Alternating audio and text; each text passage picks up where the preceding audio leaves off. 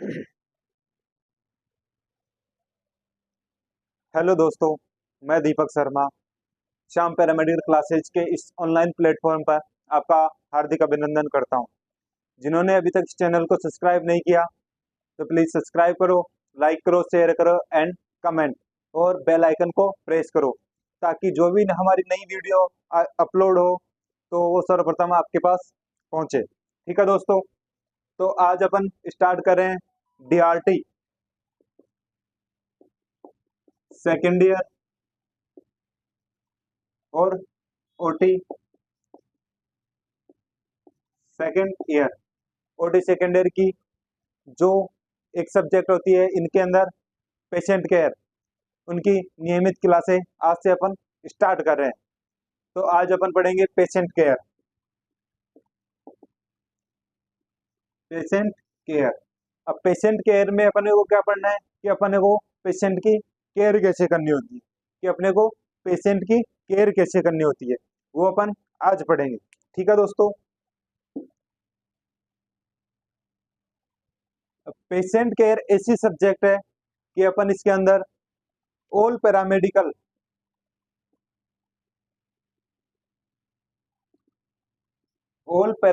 Courses के अंदर जो भी सब्जेक्ट है, ऑल पैरामेडिकल कोर्सेज के अंदर हर हर कोर्स के अंदर ये सब्जेक्ट चलती है। इसमें अपने को आना चाहिए कि पेशेंट की अपने को केयर कैसे करनी होती है, वो अपने को पढ़ना है। ठीक है, अब अपन पेशेंट की केयर कैसे करते हैं वो अपने को देखना है। ठीक है दोस्तों,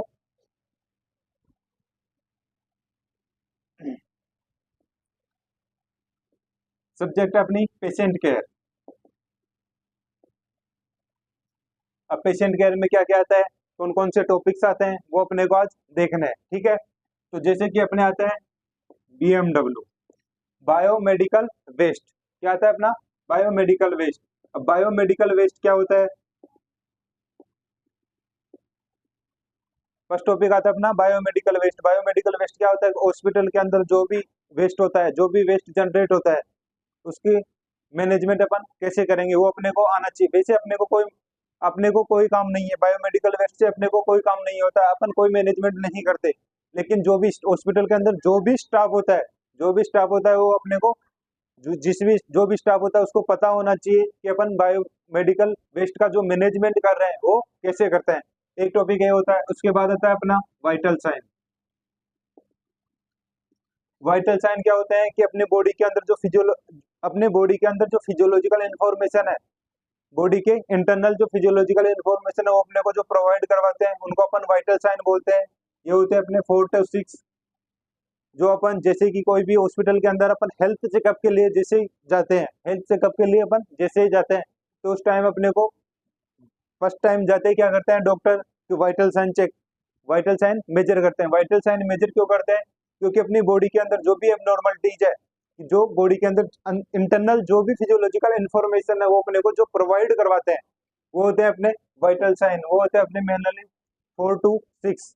जो अपन जैसे ही वाइटल साइन टॉपिक पढ़ेंगे तो उसमें अपन डिटेल से इनकी स्टडी करेंगे। ठीक है, इसके बाद आता है अपना फर्स्ट एड। अब फर्स्ट एड बॉक्स क्या होता है? फर्स्ट एड बॉक्स होता है कि अपने को इमीडिएटली, अब अगर कहीं भी किसी भी पेशेंट का अगर कहीं भी एक्सीडेंट हो जाता है तो उसके लिए अपने को आवश्यकता होती है फर्स्ट एड बॉक्स की। आवश्यकता होती है फर्स्ट एड बॉक्स की, क्योंकि वहाँ ना तो हॉस्पिटल होगा ना कोई डॉक्टर होगा। तो उस समय अपने को प्राथमिक उपचार के लिए जो अपने को जो चाहिए होता है, प्राथमिक उपचार के लिए अपने को जो चाहिए होता है वो होता है फर्स्ट एड। तो फर्स्ट एड का यूज अपन कहाँ करते हैं?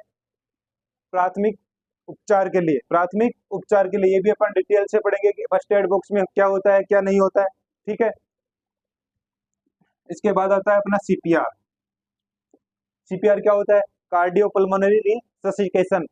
अब रिससिकेशन का मतलब क्या होता है? पुनर्जीवित करना। जो हार्ट और जो लंग्स ब्लॉकेज हो जाते हैं, रुक जाते हैं, एक जगह स्टॉप हो जाते हैं, उनको वापस से जीवित करने के लिए अपन क्या करते हैं? सीपीआर देते हैं। क्या करते हैं? सीपीआर देते हैं। क्या होता है सीपीआर? Cardio pulmonary रिससिकेशन। ये अपने को डिटेल्स में पढ़ना है आगे जाके। एक टॉपिक अपना पेशेंट केयर में, ये भी अपने को सभी मेडिकल स्टूडेंटों को ये आना चाहिए कि अपन सीपीआर कैसे देते हैं। ठीक है, अब सीपीआर देने के लिए क्या करना होता है अपने को, वो अपन पढ़ेंगे। जैसे अपनी टॉपिक स्टार्ट करते हैं वहां अपन इसको डिटेल से पढ़ेंगे, ठीक है। इसके बाद आता है अपना स्टेरलाइजेशन। स्टेरलाइजेशन क्या होता है? स्टेरलाइजेशन क्या होता है कि कोई भी इन्फेक्शन, कोई भी जीवाणु वगैरह उनको किल करना, स्टेरलाइज करना। कोई भी सरफेस है, हॉस्पिटल के अंदर कोई भी सरफेस है, वार्ड है, इंस्ट्रूमेंट है, या कोई भी रेडियोलॉजी डिपार्टमेंट है, या डीएमएल लैब डिपार्टमेंट है, ओटी डिपार्टमेंट है, कोई सा भी अपने को डिपार्टमेंट लेना है हॉस्पिटल के अंदर, हर डिपार्टमेंट या कोई भी फ्लोर या सीलिंग वगैरह जो भी है उनको स्टेरलाइज कैसे किया जाता है, उनको कीटाणु मुक्त कैसे किया जाता है, वो अपनाता है स्टेरलाइजेशन में। वैसे स्टेरलाइजेशन दो प्रकार का होता है, केमिकल और फिजिकल, वो अपन स्टेरलाइजेशन में डिटेल से पढ़ेंगे। इसके बाद आता है अपना एनिमा। पेशेंट केयर के अंदर अपना एक टॉपिक है एनीमा। अब एनीमा अपने क्या होता है कि एनीमा अपन किसी भी पेशेंट को क्यों देते हैं, ये भी अपन ट्रीटमेंट के पर्पज या डायग्नोज पर्पज के लिए अपन एनीमा कोई भी पेशेंट को इंजेक्ट करते हैं। एनीमा किसके थ्रू देते हैं अपन? रेक्टली। कैसे देते हैं अपन? रेक्टली, ठीक है। तो वो भी अपन डिटेल से पढ़ेंगे। इसके बाद आता है अपना injection technique, drug administration.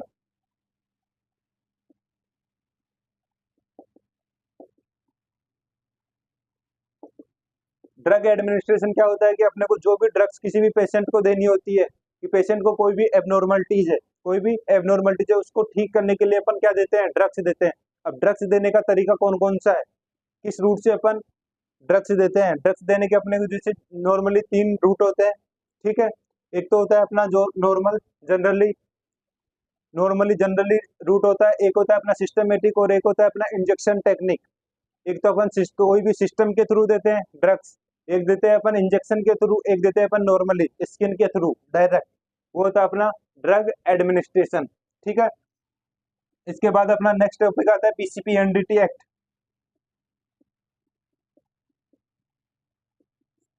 PCPNDT act क्या होता है वो अपने को डिटेल्स में पढ़ना है। वैसे preconception preconception and prenatal diagnostic technique क्या होता है?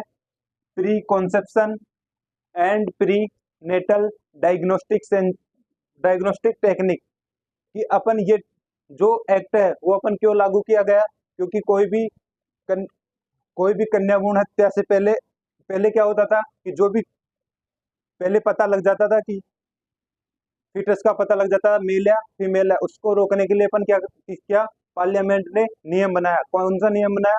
पीसीपीएनडीटी। कब बनाया? 1994 में। तो ये भी अपने को डिटेल्स से पढ़ना है, ठीक है। उसके बाद आता है अपना नेक्स्ट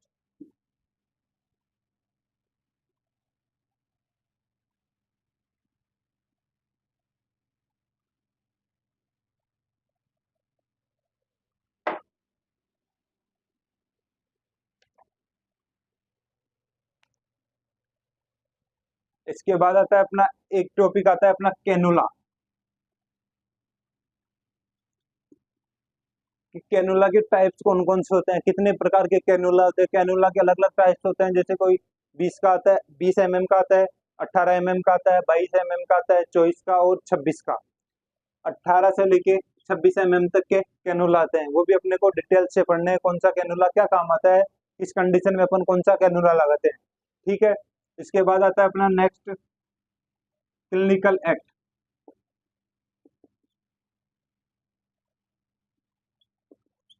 क्लिनिकल एक्ट क्या होता है कि अपने को कोई भी हेल्थ से रिलेटेड अपने को कोई भी डिपार्टमेंट लॉग इन करना है।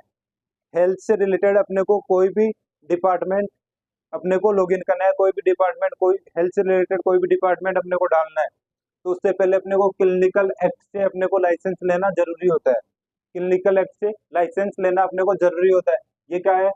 ये आईसीआरपी के थ्रू अपने को मिलता है। किसके थ्रू मिलता है? आईसीआरपी। आईसीआरपी के थ्रू अपने को इसका लाइसेंस मिलता है, ठीक है।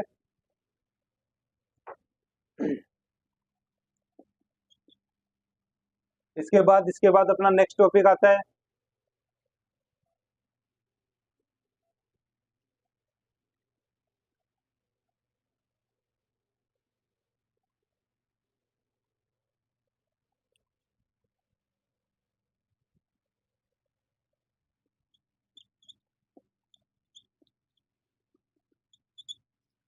बेड मेकिंग, बेड की बनावट, बेड की जो पैसे जो हॉस्पिटल के अंदर जो बेड होता है उसकी बनावट कैसे होती है, ये वैसे तो काम किसका होता है, नर्सिंग स्टाफ का। लेकिन अपने जो पैरामेडिकल स्टाफ में उनको भी ये काम आना चाहिए कि बेड की अपने को बनावट कैसे होती है, बेड को तैयार कैसे करते हैं।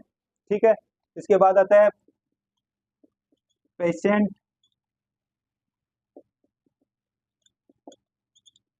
लिफ्टिंग एंड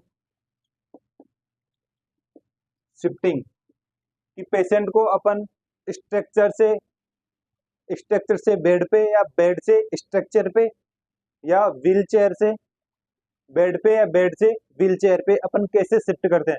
जैसे कि कोई भी पेशेंट है रेडियोलॉजी डिपार्टमेंट में एक्सरे करवाने के लिए, तो एक्सरे करवाने के लिए आएगा तो उसको कोई भी वार्ड है, वार्ड से अपन बेड से स्ट्रक्चर पे शिफ्ट करेंगे।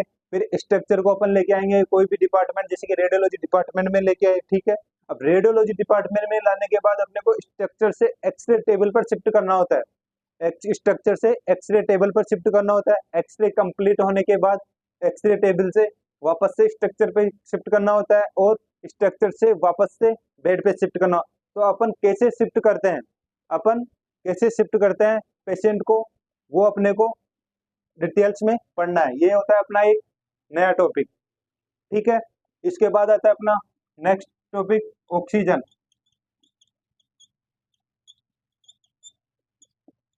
आता है अपना ऑक्सीजन थेरेपी। ऑक्सीजन थेरेपी क्या होती है कि अपन कोई भी पेशेंट को अगर वो प्रॉपर ऑक्सीजन नहीं ले पा रहा, प्रॉपर ऑक्सीजन नहीं ले पा रहा, तो अपन उसको एक्स्ट्रा O2 जो जो एक्स्ट्रा ऑक्सीजन प्रोवाइड करवाते हैं, वो कैसे प्रोवाइड करवाते हैं, वो कैसे प्रोवाइड कराते हैं, वो देने का क्या टेक्निक है, वो अपने को डिटेल्स में पढ़ना है।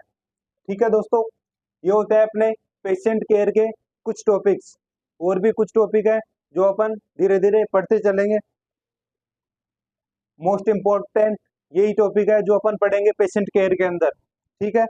तो आज जनरली नॉर्मल इंट्रोडक्शन था, अपन कल से एक नया टॉपिक स्टार्ट करेंगे। ठीक है दोस्तों, जिन्होंने अभी तक इस चैनल को सब्सक्राइब नहीं किया तो जल्दी से जल्दी चैनल को सब्सक्राइब करो और लाइक करो, शेयर करो एंड कमेंट करो और बेल आइकन को प्रेस करो, ताकि जो भी नया वीडियो अपलोड हो तो वो आपके पास जल्दी से जल्दी पहुंचे। ठीक है दोस्तों, राम राम दोस्तों।